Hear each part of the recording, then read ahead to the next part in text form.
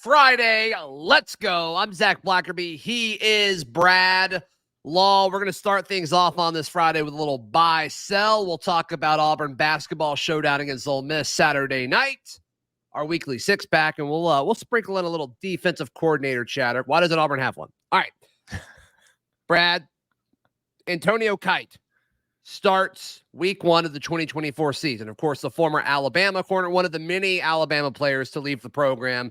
He chose Auburn earlier this week. He starts week one. You buying or selling? Yep, I buy that. I think Kite and Lee probably start the season as your two corners. I think you see Keontae Scott move back to safety, and so that's what I expect to see, barring any kind of major change in the spring. Yeah, I think Keontae is at safety or at nickel?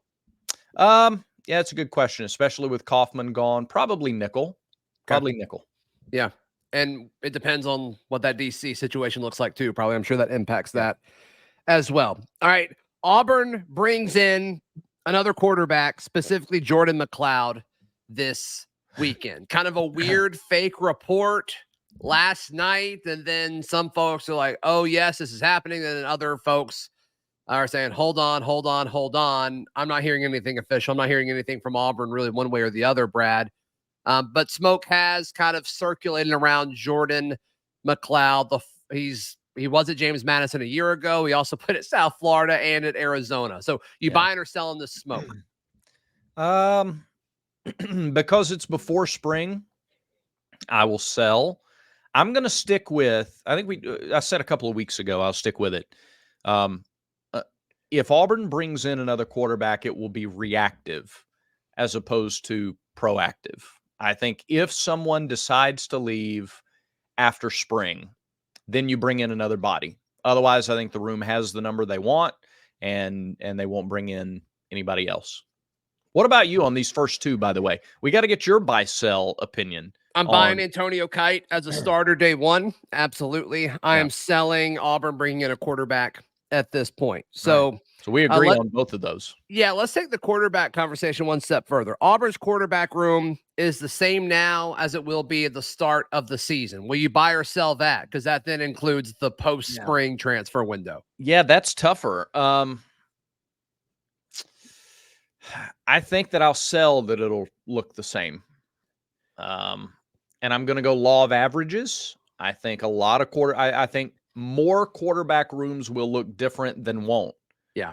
After the spring throughout college football. It's the world that we live in. And so I'll go with math and say that I'll sell that. Is asking this the same thing? Like, would it be the same thought process if the buy sell was Holden Gerner's here at the start of the season? Is it the same thing? I think if somebody's going to go, it's probably him, right? It's him. Yeah. Okay.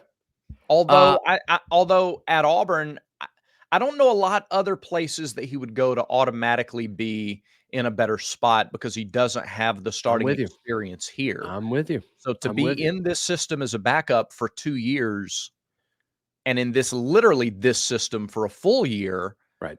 And to compete and continue to grow, I don't think there are going to be a lot of opportunities where coaches say, you come here, you're the day one starter. It's your job. Yeah, I agree, man. That's why I'm buying it. I don't think we see any quarterback movement this offseason.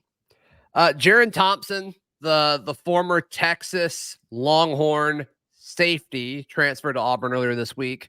He's a day one starter. You buying or selling? That's a good question. I think I'll sell that. Oh, wow. I think he's a tremendous. I love his experience and like his size, his productivity, and all that. I think with the other guys that Auburn has in the secondary, I don't think he's a day one starter. Who do you have starting at the two safety spots? Give me the name of the number one JUCO safety that. Sure, Laquan Robinson. Okay, I like him. Okay. A lot. I think you bring in the number one JUCO player and he's going to start. Sure. And again, depending on the scheme, I'm going to put Keontae back there at a safety to start the season. Got it. So that's yeah. And I'm really high on Sylvester Smith too. I think that's a name we really need to be paying attention to, especially if Keontae plays nickel and not safety. So I'm going to buy, though, that Jaron Thompson is a starter day one. So we will differ on that one a little bit. And Okay. I think 3 or 4 safeties are going to play a good bit Yeah, to your credit. And that's probably what you were thinking, too, when you said that. So no question. Yeah, he will play significantly. mhm. Alabama has at least one more player enter the portal over the weekend. Yeah, man, it's a clearance sale. It's a red tag clearance sale right now in Tuscaloosa, the likes of which T-Town Menswear couldn't even put on a clearance sale like this. Use the keyword DeBoer to get your discount on your Alabama football player today. Oh, Yes, my of goodness course. gracious. Of course they will have more transfers. Of course. And that's before the spring. Mhm. Wait till spring. Yeah, what's interesting is, like, there's not this massive influx of people coming in either. It's not like everybody from Washington's following him. The backup quarterback followed him, which, okay, that makes sense. If you're a quarterback, you probably want to play for Kalen DeBoer. I get that, Yeah. especially if you were in that room this past year. But man, Do you think he's riding with that red shirt? Is he a red shirt freshman? Do you think he's riding with him in his first season? Or nay, I guess he is Milrow, I guess, but for now. right, For now. right, yeah, Um, yeah. Like, is Milrow going to stay? Like, I don't know. If I was him, I would. I mean, he's like royalty there now after that, yeah. 4th and 31. It's a good point. Yeah, that's a good point. All right. I'm going to buy that too. I'm going to buy Okay. that too. Once again, your law of averages come, and I think that applies here. Auburn hires a defensive coordinator this weekend. You buying or selling? Well, let's see. Let's just check out the old NFL schedule. And the Texans are at the Ravens, and that's an afternoon game. Yeah, I think so. It's a Saturday game. It's Yeah. tomorrow. So I think maybe by the time Auburn and Ole Miss tip off tomorrow night, you could have I that. wonder how quick. Like, do you give it? Like, do you take care of business that night if it is Chris Kiffin, who's the linebackers Yeah. coach for the Houston Texans, or do you wait until Sunday? Do you let it breathe for a little bit? My gut is we hear something Sunday afternoon. You think it's Sunday afternoon? If I had to predict a time, I'm saying Sunday 2:30 Central Time. If I had to predict, and I don't know this, but Yeah. if I had to guess, they've got press releases written, they've got graphics ready to go for whomever it's going to be, and I don't think you wait. No, I would guess before the basketball game ends Saturday night, Mm-hmm. you get an announcement. Real? You think it's that quick? I think it's that quick. So we both buy that it'll be this weekend. We just differ on how quickly it comes. Yeah, I think so. All right, cool. Yeah, I think Auburn will have co-defensive coordinators, but just 2, not 3. 3 is excessive. Who has 3, Brad? I don't know what kind of program would have 3 co-defensive coordinators. Who has 3? Who are you referring to? 2's company, 3's a crowd. All right, let's pivot to basketball. Alabama has 3. Alabama has 3. Is 3 co-defensive coordinators. Yeah, they got 3 co-guys. It takes 3 of them to all home run hires, though. Completely. Yeah, it's back-to-back home runs. They're just running a score up on everybody. It's a home run derby this offseason for Alabama hiring. No question about it. Yes, it is. Everybody just doesn't know what's in store. Let's pivot to a lot of people liked your rant. If you missed Brad's rant yesterday, go watch yesterday's show. Pause this one, go watch yesterday's and come back. Pivoting to basketball, Alan Flanigan scores 10 points tomorrow. Yeah, I buy that. Okay. I think Allen will score a fair amount. I think Allen will take more shots tomorrow than he averages on the season. I don't know what his average field goal attempts are, but I think he'll take more. I think he'll be amped up. I think he'll have a really solid game. So yeah, I think he'll get more than 10.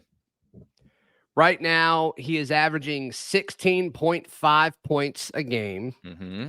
He's averaging 7 rebounds, 3.4 assists. So really solid year for him. Oh, he's having good They have terrific guard play. And so I'm trying to find his game log really quickly to see how many shots he takes per game. Wow. So he's taken double-digit shots in every game this year. And in their last game against LSU, he took 17 shots. He has not he's had one game this year where he took 20 shots. I think he gets 20 shots up tomorrow. Wow. Yeah. So if he doesn't have double digits, that'd be very bad for Ole Miss. That's right. So yeah, he has scored in double digits in every game except one this year. Got it. All right. So that's this week's buy sell segment. Let's jump more into basketball in just a moment, Brad. Okay. But first, our friends at mybookie.ag, they want to give you extra money. All you have to do is when you make that first deposit, use promo code next round. You will have extra money to play with. You can bet on the NFL playoffs this weekend. You can bet on Auburn and Ole Miss this weekend. You can bet on virtually anything. And there are some win totals that have dropped as well. We'll probably touch on those some early next week. But head over to mybookie.ag, use promo code next round, get in on the action. This feels like Auburn's biggest game of the season, Brad, so far. And I know that's a little crazy to say because you opened the season with Baylor. Yeah. But I think Auburn hosting Ole Miss, the ranked Ole Miss team. Auburn hasn't gotten to play many ranked teams this year. I think this one is huge. The fact that Allen Flanigan is coming in, the fact that it's in Neville Arena, the fact that it's a Saturday night game, there's a lot of boxes that are checked when you look at what could possibly happen Saturday night with Auburn taking on Ole Miss. Yeah, and it's Bruce Pearl against Chris Beard. It's the matchup we should have gotten in the national championship game in 2019.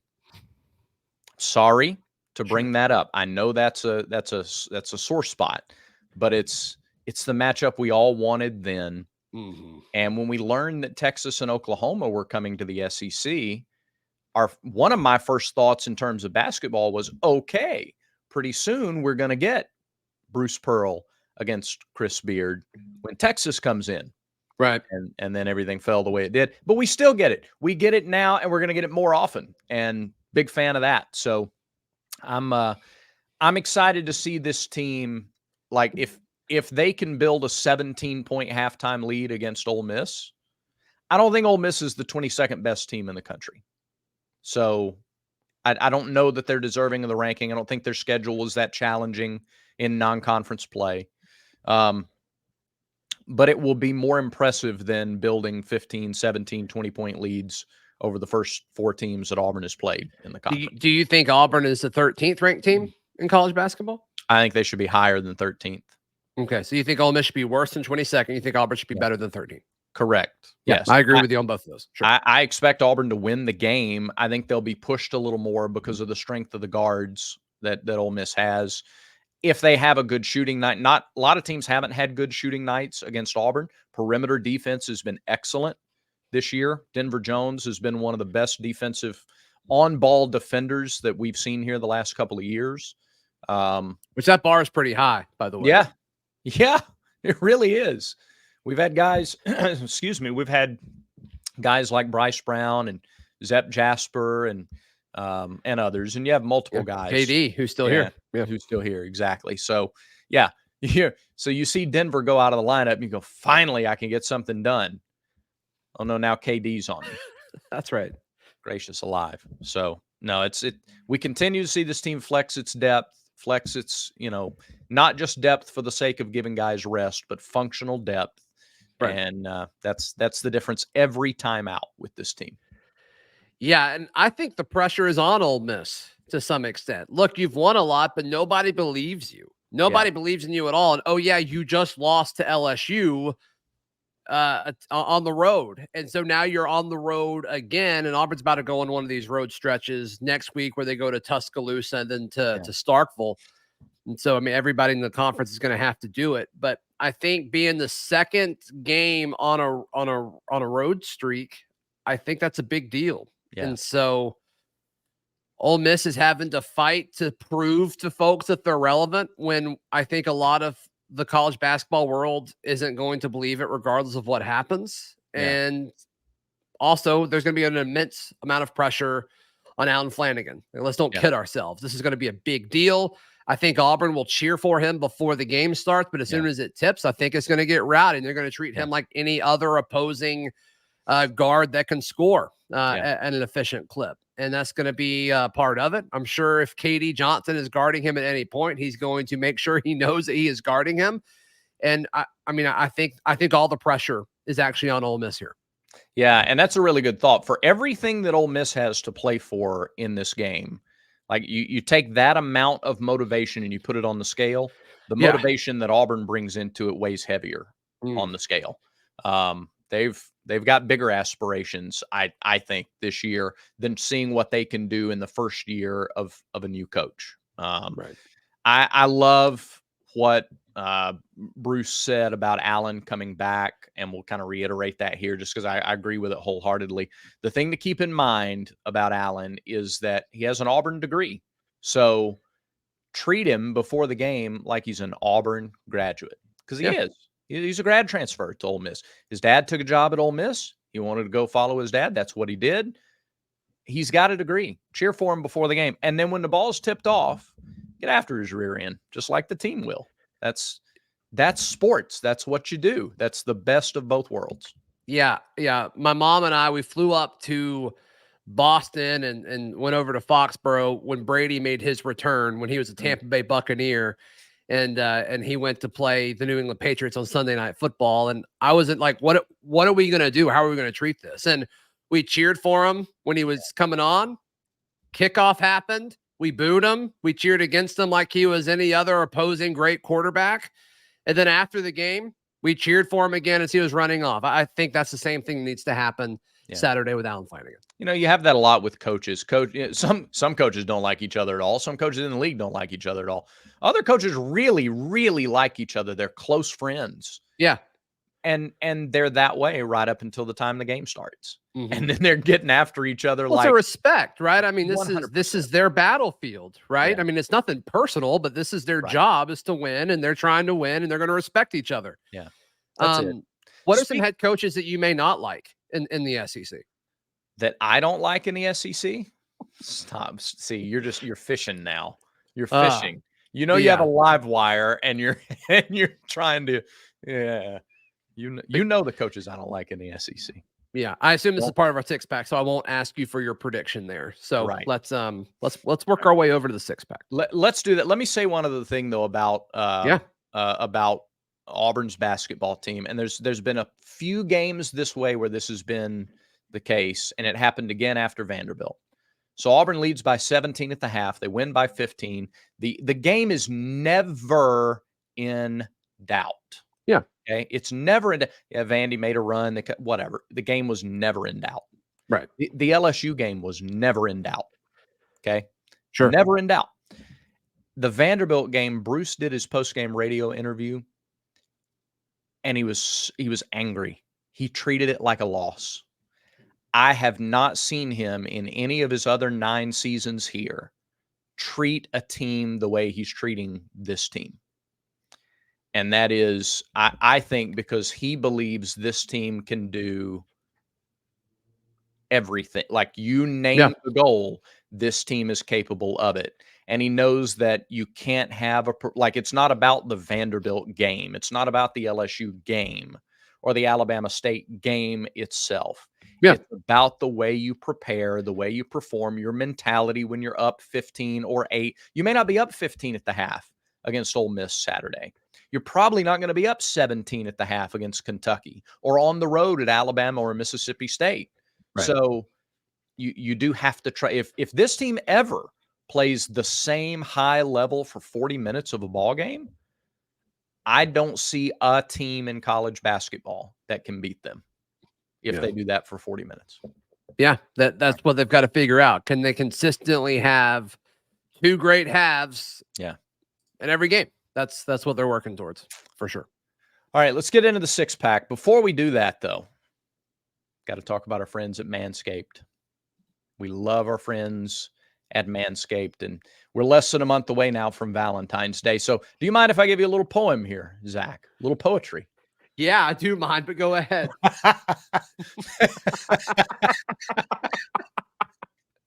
Well, the audience doesn't. Hey, audience. Hey, guys, do you mind?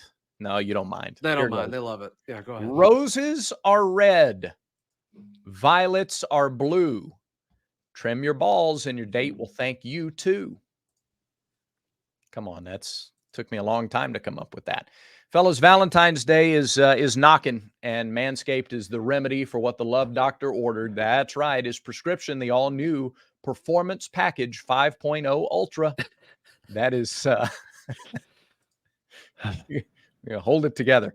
The all-new Performance Package 5.0 Ultra, it's designed to elevate your grooming game and shine like the heartthrob you know you are.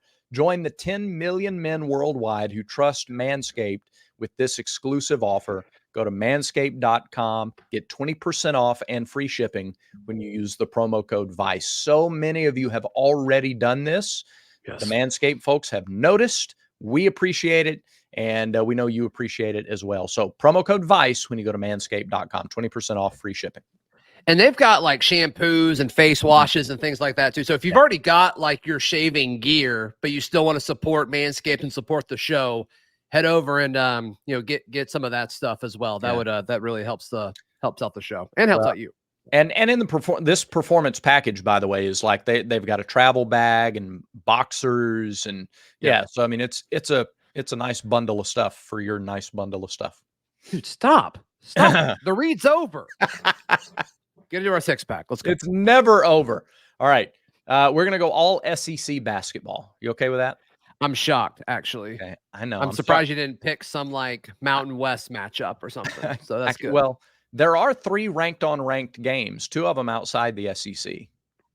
But I decided to stick with the conference. Yeah, I'm sure our audience is really concerned about those ranked matchups. Can't find an international cricket, championship or something. I'm surprised, but thank you. Thank you for that. You can go there at mybookie.ag, but that's for another day. Sure. All right, let's go first with South Carolina at Arkansas. Arkansas is trying to win back-to-back home games. They barely hung on to beat a Henry Coleman-less Texas A&M team in the midweek. Can they make it back-to-back home wins as they host South Carolina? I think so. I think so. Give me the Razorbacks. I do too. I don't know if they're starting to figure it out just yet or if they're just catching a South Carolina team that it probably isn't top half of the league. So I like Arkansas there too. How about in Knoxville, where 6th-ranked Tennessee gets Nate Oates in Alabama? Sure would be a shame for Alabama to wreck the unbeaten matchup in Tuscaloosa by losing this game on Rocky Top, wouldn't it? I think I'm gonna go with Alabama here. Of course you are. I don't.